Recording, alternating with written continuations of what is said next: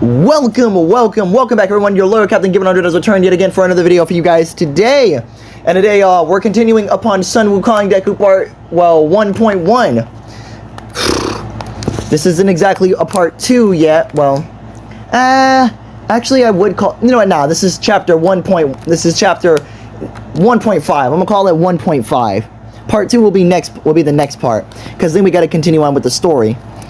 But with all that being said, y'all, if y'all watch part 1, then then you guys should know where we are. But in case you don't, then I suggest you guys go watch Sun Wukong Deku part 1. I'm about to turn this into an entire series right here. But with that being said, enough of that. Let's start the video. Y'all ready? I'm ready. Cue the intro. Hey Ross, sauce it up.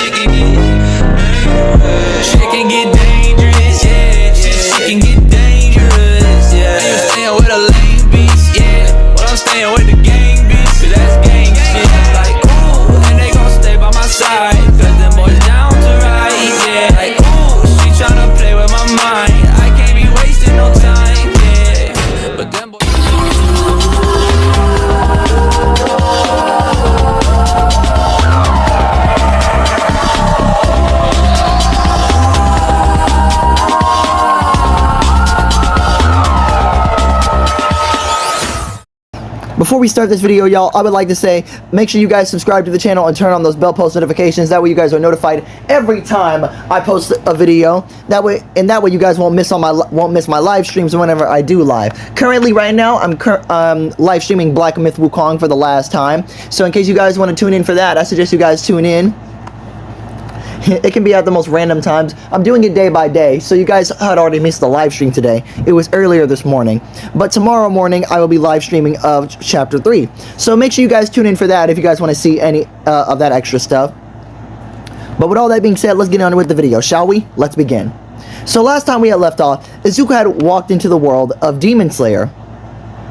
After emerging from his rock egg, after being struck by lightning, Izuku emerging from his rock egg and finally being born. He has started to figure out that, well, he wasn't really a normal human like the rest of people on the planet. Figuring out that his quirk actually couldn't be registered, even though he clearly had one. I mean, he looked like a monkey. I mean, which was fine. Wasn't really a problem with that. But still, he looked very much different. Okay, hold on. Just to establish, Izuku does not look like, you know, the Sun Wukong from Black Myth Wukong. It's better if I show you than I tell you. Boom, we're here. So I'm here to show you guys Izuku's all-around appearance. I may have shown you in part 1, but I haven't shown you the full extent. Yes, Izuku does look like a monkey, but crazy enough, he doesn't have the monkey face like some of you may assume. He actually has a relatively human face. As you guys can see, this is what Deku naturally looks like. Face-wise, I mean, yeah, he looks naturally human. I mean, he still has fur like a monkey normally would. So, in case you guys want to see the rest of it, let me show you. Like, Izuku does have the human face and he stands up like a normal person, but still having the monkey tail and everything. But he still has fur all over his body. But as we return to this, y'all, Izuku may have like the human face and everything, but he still has like a Super Saiyan 4 like design, because you know the fur on his arms that goes down to his hands and shit like that. It doesn't stop at the wrist. It goes all the way actually onto like the back of his hands, and that's where it stops. So all around looking like this. So it's a really cool design of where it does go from there. But Izuku's not fully even grown yet, because like I said, remember, he's 13 when he came to the world of Demon Slayer, so he still has a lot of room left to grow. So let's get back to it.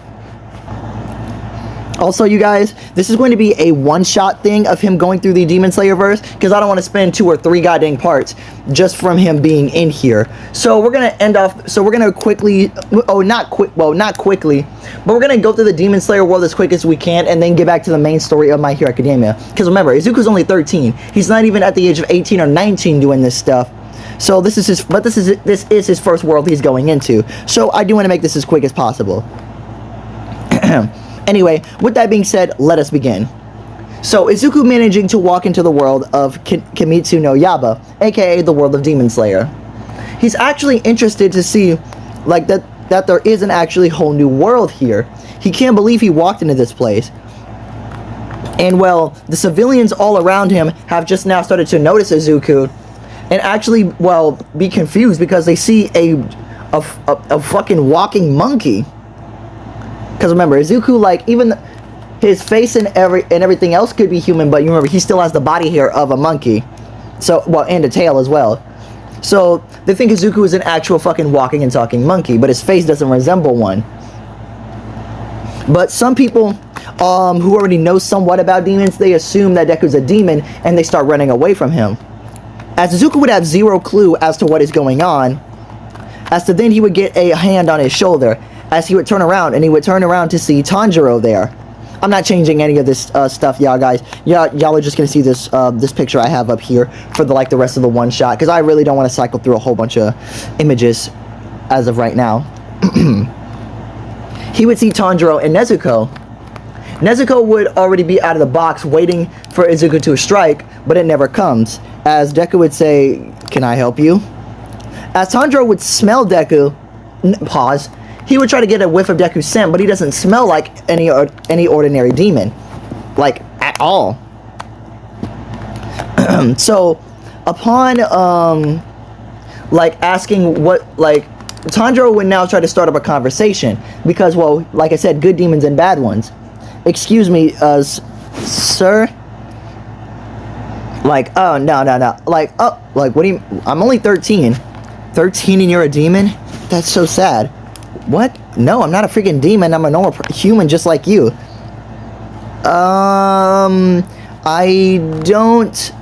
Like, hold on. You got me... Like, what is going... Why are you calling me a demon? Because, well, isn't that what you are? How? Well, you look like a monkey. Yeah, I know. That's number one. But, wow, you must be... Like, you guys are racist against mutants? What are you... Like, what? What, if somebody doesn't look naturally human, you just automatically assume they're a demon? That's very racist, my man. Like, oh, no. I'm sorry, I didn't mean to offend you. Well, you kind of did. I take very big offense to that. Like, no, hold on. It's kind of hard to explain. You see, at night, there are these beings called demons, and, well, they come out and they hurt regular humans. What the fuck? Yeah. Oh, man, I really am in a different world. Huh? Sorry, but that can't be taken to right now. Isn't there a way to fight these demons? Yes, with, well, a Nichiren blade. You got me intrigued. Go on. So, Tanjiro just basically explains to Deku exactly, what demons are and how you exactly are supposed to defeat them and shit. This conversation actually goes on for a while until, the sun is about to rise and... Tanjiro should say Deku should get to some cover. Why? Because the sun is rising and he doesn't want to burn to death. Are you okay? What? I'm not gonna burn to death in the sun. Huh? And as the sunlight touches Deku, he doesn't burn at all. Deku just basks in the sunlight. The nice fresh sun. Feels very good earlier in the morning. And now Tanjiro's completely confused. Because what the f*** is going on? Okay. I'm gonna say Nezuko had already conquered the sun okay, no, I can't really do that right now. Okay. So, Nezuko is still in the box because Deku arrived at Demon Slayer pretty goddamn early. Before, the first Upper Moon, fights that they even go through.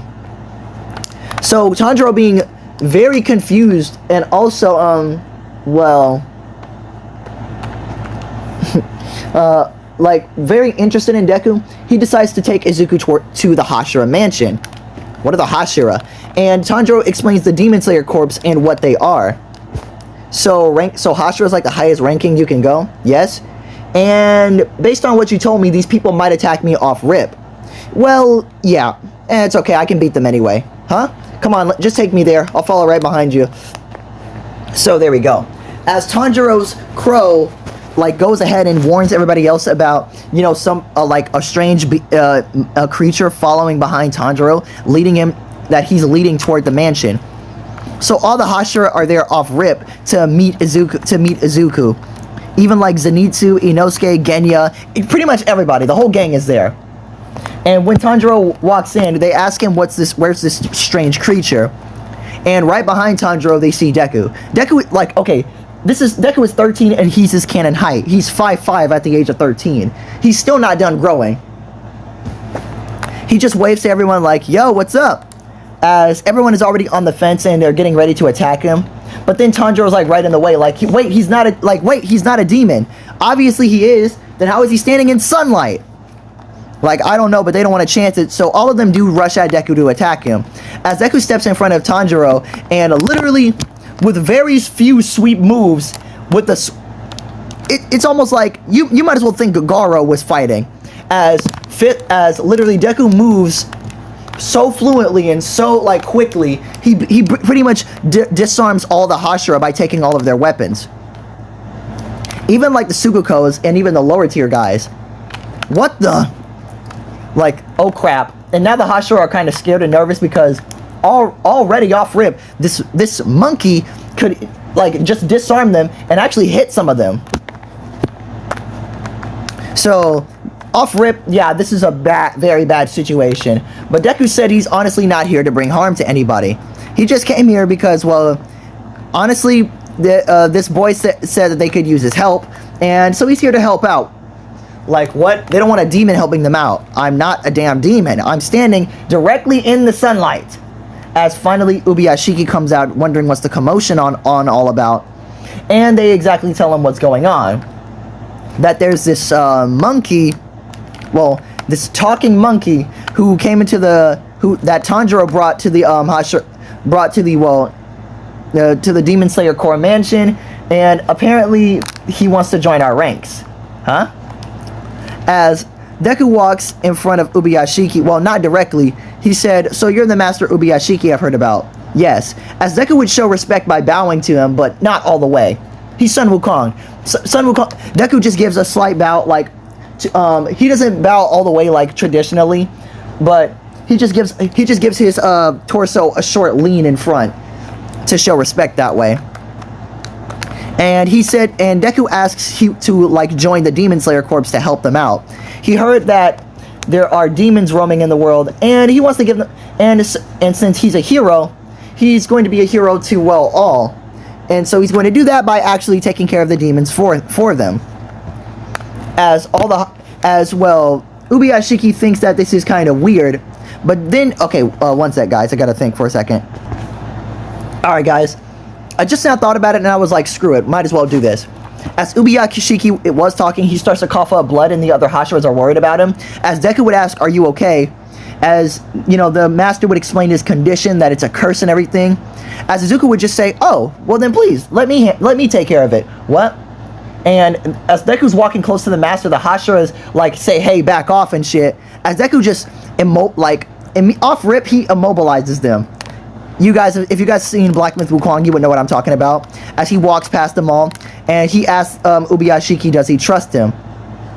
And Ubuyashiki would say yes, as he unfreezes the Hashira. As Deku would just say, just watch. I'm here to help. As he would place his hand on Ubuyashiki's head, and a golden light would appear, as Ubuyashiki's curse would be uplifted. There would be no more poison covering his body, and he could see again. He would just be normal. How did he do that? As they would ask him what's his name, as he would say, my name is Izuku Midoriya. Oh, pretty generic name. Yeah, well, wait, no. Sorry. My name is Izuku Shimura. Like, Shimura, I'll gladly accept you into the Demon Slayer Corps. And since you seem very powerful, you will already be upgraded to the rank, well, promoted to the rank of Hashira. Oh, very nice. So, okay. They would have to ask, like, what would his breathing technique would be. Breathing technique? And, well, okay, all of that has to get explained to Deku and whatnot. Oh, okay. So, Izuku coming up with the breathing technique would be extremely hard, because he wouldn't exactly know what to call it. But, okay, hold on. Jesus Christ. Honestly, I have no idea what to call Izuku's breathing technique. Okay, hold on. I gotta think of some names. Okay, I'm not gonna bore you guys with me coming up with names, so I'm gonna just pause it and I'm gonna come back when I found a name. Alright, y'all, I came up with the breathing technique. Deku calls it, after, you know, some training with breathing techniques and all, I mean, it's pretty clear. Deku pretty much masters total concentration breathing and everything just by seeing it done once. Deku would just call this breathing technique destined breathing. Deku is the destined Hashira. And literally from seeing all the other Hashira perform their breathing techniques, Izuku is easily able to copy it and straight up mimic their movements. So, literally has all of the Hashira's breathing techniques. Even Inosuke's and Tengen's, which are supposed to be used by dual wield weapons. But Deku just uses it with only his blade. And I know you guys want to see Deku's blade, so let me show you right now. Bam! This is Izuku's sword, everyone. It is actually a very amazing and beautiful blade that Deku gets his sword forged, and the moment Deku grasps it with his hand, just like Tanjiro's sword, it turns black. But then, when Izuku starts to use his destined breathing, the sword actually has, oh my gosh, the sword, what appear to be grows stripes on it. So it's not, you know, just black, it's actually black and gold. So yeah, the blade of the sword turns black, but it grows tiger-like stripes that turns gold. Amazing. Destined breathing. First form. Black whirlwind slash. Yeah, guys, I'm just making up, you know, breathing techniques as I go. Destined breathing. Second form. Calm the mind. Water flowing stream. So yeah, like I said, Deku can copy the other Hashira's breathing techniques easily just by seeing them once. So he's making his own breathing techniques combining with the Hashira's breathing techniques. And okay, here we go. Okay, I'm gonna give you guys a little bit more. Destined breathing, third form. Stone Earth Shatterer. Yeah, y'all, I'm just making up breathing techniques. I'm just making them up, and the names are coming out good as they go. But yeah, this is Izuku's sword right here. It's actually a very, very long and heavy blade. Izuku specifically requested that the blade be made long and very heavy. Pause. Because, well, he needs something heavy to swing the blade down on, and also, like, a sword that's going to be very durable. But still, this is obviously a pretty cool situation. And whenever Izuku doesn't need the blade, he can shrink it down like Sun Wukong and put it in his ear. And, you know, just bring it back out whenever he needs it. So this sword is actually pretty cool. So with their first mission is to go with, well, Tengen the Tengen thing is to try to find his, you know, 3 wives. As oh boy, the upper 6 battle would happen, and let's just say it's a complete wash. Like, Tengen was already able to behead Daki super easily, but with Izuku there, like, oh my gosh, Daki and Gyutaro are straight up light work. Izuku doesn't even break a sweat. Like, these are the demons you guys have such a hard time with? As Tengen would say yes, usually it takes 2 or 3 or more Hashira to deal with one of them. I can deal with these guys in my sleep. Like, oh damn, that's pretty fucking sad. Yeesh. Okay, well, anyway, as upper 6 has been defeated, and it's pretty clear. Oh, dang it. Sorry about that, y'all. It's after upper 6 is defeated, it's pretty clear that, well, Izuku really is on a whole different level than the rest of them. Deku should say that they should take this time to just train, and he'll take care of, like, you know, the crazier missions from now on. But how is he supposed to do that? As Deku, like, you know, already, knowing of his abilities, plucks out his hair, blows on it, and he creates clones of himself. What the? I call that the pluck of many. How the? Don't question it, just roll with it. As now the Hashira training is already kick-started very earlier. Like, massively earlier. As now you get a lot stronger Hashiras in the beginning. Oh man, dude, this is crazy. So I don't really think there's like another major thing except for the train incident. I mean, but oh boy. I'm gonna tell you guys there with a much stronger Kamaboko squad and a much stronger Hashira in Rengoku, but you also have Izuku there as insurance. When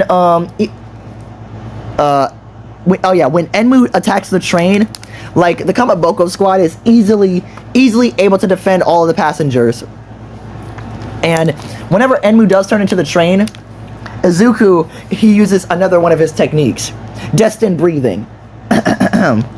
First form, Black Whirlwind Slash. Completely using Tsunemi's wind breathing, he completely dices all of Enmu's pieces up on that train. The train doesn't even derail. Izuku just cuts all of Enmu's cells, and he even gets to behead him so super easily. As Rengoku compliments Izuku on his swordsmanship, Izuku senses another enemy coming. What? And boom, that's when Akaza shows up. And Akaza, upon seeing everybody, tries to go for Tanjiro, but immediately, oh my gosh, whenever he throws his fist, Akaza's like diced up into pieces. And I mean into pieces. He doesn't know what happened. Deku off rip killed him. Off rip. Oh my god. Yeah, way too goddamn easy. So Upper 3 as well has been killed. Damn. And Akaza was one of Muzan's favorites and most powerful demons. And he was killed just like that. Oof. But anyway, next is the Swordsmith Village arc, which, you know, there's going to be a major training there. Izuku is sent there, obviously, to just learn more about the Demon Slayer world than everything else. This world does interest him a lot, because Tanjiro has awakened, you know, the first was the train incident, then the upper 6 ranks shit. Oh, dang, I did it backwards. Well, who cares? Because they both, Tengen and Rengoku, like, live, and, you know, they stay in the corpse to this day, so it doesn't matter. Anyway, Swordsmith Village arc happens what would be canon, but whenever Hatengu comes through, oh my gosh. Izuku does, you know, cut his head off and shit, but whenever he splits into those parts, just like, you know, in the canon story, Tanjiro finds that secret sword and everything, but Izuku can easily handle all the clones with just one arm too. Oh boy. So with all of this being said, Izuku needs to find out the secrets to, like, well, the Demon Slayer verse. But, you know, upon taking care of all the clones, they form Zohaku-ten actually earlier in this series. So Izuku decides he needs to take this even more seriously. That's when he grips the hilts of his blade, and now he's even more focused. And the black part of the blade turns red. The gold shines even brighter, as it's almost like it's basked in light. As Izuku just says, "I hope you're ready," as he fights Zohaku-ten and slashes him up almost into dust instantly. But since Zohaku-ten is not the main body, he can just keep reforming. Huh. Neat. Okay then, as Izuku keeps cutting up Zohaku-ten, Tanjiro eventually beheads, you know, the fear body, and, you know, the rest of them disappear. As Nezuko is revealed to be able to conquer the sun and all of that. As Izuku now finds out that Tanjiro has also unlocked the mark of the red blade, which means, you know, that stuff is coming to fruition soon. Dang. So yeah, you get a lot of Hashira saved in this route here, as this stuff is actually pretty fun. Okay, so gotta continue throughout this entire thing. It's going to be hard, but I can do this. So anyway, with all of that being said, Izuku pretty much retcons a lot, and I mean a lot of the Demon Slayer verse, as now the swordsmiths have to move exactly their village and everything else. But, you know, also moves on upon learning that so many of his demons keep dying. He lost 6, 5, 4, and 3. There's only Upper Moon 1 and 2, and Nakime and him left, as he is thoroughly pissed. But upon learning that Nezuko can survive the sunlight, he has to plan this course of attack now. And so, with all of this being said, the Hashira have warmed up to Deku, and they are thanking him profusely. So yeah, the Hashiras are thanking Izuku profusely, saying that, well, all of this never could have been achieved if he hadn't shown up. So they all thank him from the bottom of their hearts. But Deku just says, "Don't thank me yet, because the final battle still has yet to come, and I fear it's coming even sooner." So they all start like another Hashira training method. This is Hashira training number 2. So everyone's going to be more prepared than usual as what they for. Tanjiro calls upon Lady Tamayo and everything else as they get ready for the final battle. And Giyu is inclined to train with all the Hashira earlier on. So it's literally all hands on deck for this one.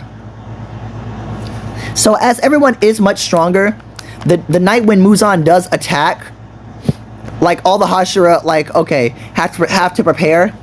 But Izuku says he'll handle Muzan personally, while everyone else can handle the rest of the upper moons. As, you know, Obanai and Sanemi do start to call him, like, you know, arrogant for trying to face Muzan alone. But Izuku says he knows he can beat him, like, not, like, very easily. And plus, he wants to make sure that everybody else that, you know, is safer. Because it's going to take all of you to try to take down most of those upper moons. So coming in to fight Muzan is definitely a bad situation. Ubuyashiki wishes Izuku good luck. As, you know, Muzan does come into the mansion, but he sees Ubuyashiki is actually all healed. As Ubuyashiki says the same thing like in canon, like that they win this battle tonight. But little does Muzan know, Izuku's right behind him, his blade red and shining brightly gold, ready to cut his head off. And he actually very much does. But then Muzan opens, you know, the thing to his Infinity Castle, and you know, when all the Hashiras show up, they get taken into the Infinity Castle as Lady Tamayo does poison, you know, Muzan like in canon. But since Izuku is there, he's actually able to, you know, he slices off Tamayo's arm, just, you know, to make sure Muzan couldn't really do anything to hurt Tamayo, as her and Yushiro actually end up getting away. But Tanjiro wishes Izuku good luck and for him to stay alive, as Izuku says the same to Tanjiro.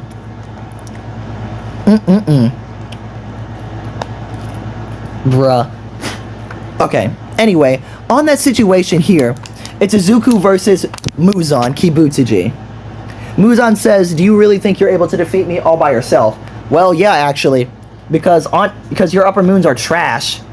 And I haven't even really begun to get serious. Say what now?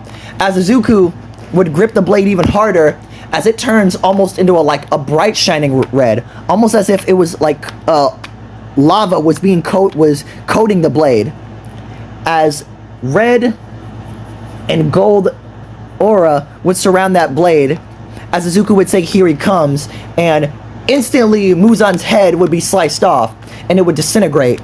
But he would instantly regrow his head, because he can't die by decapitation. Oh yeah, right, they told me about that. Oh well then, I guess I'll just have to do this.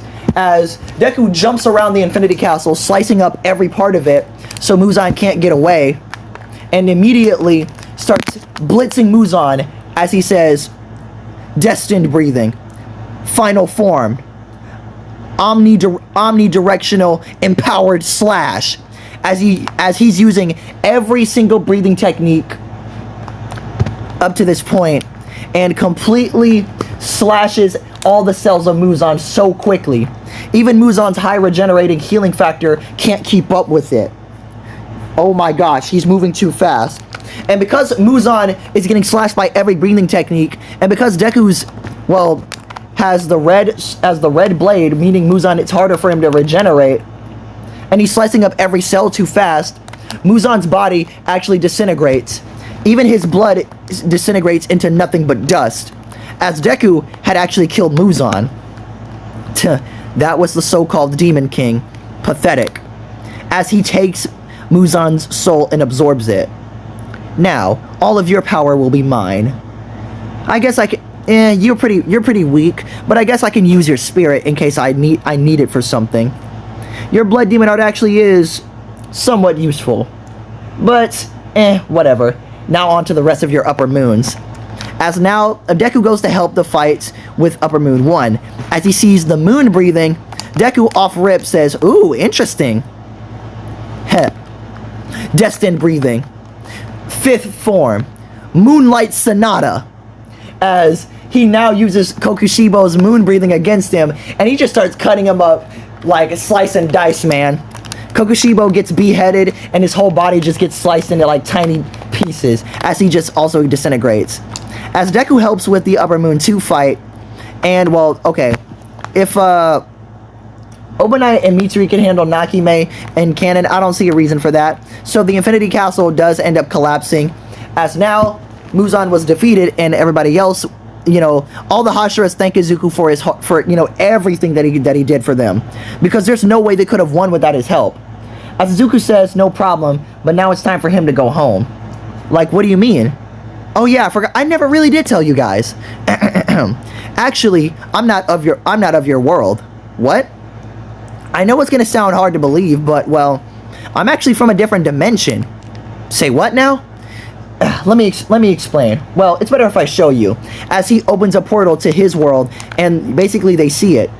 What the? Yep. My world is much different from you guys. You guys are in the Taisho era, but well, I call the era that we're in, we call the modern era. So pretty much Izuku explains like how his time and era pretty much works. It's humans developing superpowers and whatnot. That sounds amazing. But there aren't any demons in his world. No, our world that is evil are so-called the villains. And Izuku explains what villains are and shit. But, you know, it's pretty cool. But Ubuyashiki says, you know, if Izuku is ever, that they are forever in his debt, and if he ever needs their help with absolutely anything, do not hesitate to call upon them. As all the Hashira, Tanjiro, Nezuko, Kamaboko squad, every single one of them nod their heads in approval and say, like, they will forever, like, remember Izuku Midoriya as their savior, the one who saved all of humanity. Of course. And Izuku says he might take them up on their offer, like, one day, but to never forget him. Right. As well, Izuku, his eyes turn a bright golden color as now the portal opens again as he waves goodbye to everyone and says, live your lives. But never forget, he's always within their hearts and souls. As they smile and wave goodbye to him. And as the portal closes, Izuku has now returned back to his home, the world of My Hero Academia. Hey mom, I'm back. Oh, Izuku, you're back already. Like, Izuku, that was quick. What are you talking about? I was gone for like months on end. No, Izuku, you just left through the portal and you just came right back. Huh? Do you not know? As Inko literally showed him a camera of like the moment he waved bye to his mom and closed the portal, it opened right back up again to show Izuku. Like barely, like no time has passed at all. And keep in mind, Izuku is still 13 at this point. Oh damn. Yeah. So Izuku figured out that his world's timeline may be on pause every time he leaves. That means no consequences. Holy shit. But then Inko would question, why does Izuku have a sword in his hand? Oh, well mom, do I have a story to tell you? And because Izuku kept all the knowledge and the power he got from the world of Demon Slayer. Sure, he never unlocked the demon slaying mark, but hey, that's fine. He's already powerful enough, so he doesn't need it. But this man here definitely has a story to tell his mom. So after relaying the whole story to Inko and whatnot, Inko couldn't believe it that Izuku traveled to a whole different reality itself. And only at the age of 13. But what is he going to do now? Well, Izuku said he's definitely going to do that again, travel the worlds, solve their problems, because that's what heroes do. But he doesn't want to be at the age of 13. He's going to stick around here for a little bit before going back to another world. But knowing that he retains all the knowledge and the powers he gets from that world is definitely going to be fun. But having a sword is pretty cool though. So he shrinks the sword and puts it in his ear to store it for later. This is gonna be fun. As Izuku pretty much notes that down in his mind, the Kimetsu no Yaiba, the world of Demon Slayer. I might summon you guys again for when I need some help. If I want help. Like if if I ever need help, though. But still, debts are often repaid, so it's not like I'm going to not ask for it. Okay, as right there, guys, I'm gonna call it right now. The world of Deku had solved the problems from the world of Demon Slayer, and he figured that out. So this was Sun Wukong Deku, chapter 1.5. In between time. This wasn't chapter 2. So, woof. With all this being said, y'all, I hope y'all really did enjoy this here. I had fun making this What If. A subscriber wanted this video to come out, so I said, you know what? Why the heck not? So I decided to make it. So with that being said, you guys get this video to 10 likes, and I will make chapter 2. And in chapter 2, Izuku will get to grow up more. Because remember, he was only 13 and he solved the world of Demon Slayer. He solved all their problems there. He liberated the world full of demons. So, and that's not it. He's got more worlds to go to rather than just that. Because there are many more worlds than this one. But there's one world I'm not looking forward to doing, y'all. That I'm being forced to do. But I'm not going to do that until damn near the end. And you guys will know why when it gets there that I have to do this. So, with that being said, y'all, like, subscribe, comment down below, turn those bell post notifications on. That way you guys are notified every time I make a video. Anyway, with all that being said, tune in tomorrow morning for my live stream. Black Myth Wukong ++ Part 3. So, y'all already know what to do. Peace, guys! I'm with your hoe in the house on the hills, yeah. I'ma keep it real at the sacrifice and try to get my bands up. Shorty wanna fuck with me, she see me on the camera. She said she in love with me, but really I can't stand her. She just want part of this life cause she see me on the ground. Double tap like who I am. Shit can get dangerous, ride with a blam. Shit can get dangerous, shit can get dangerous.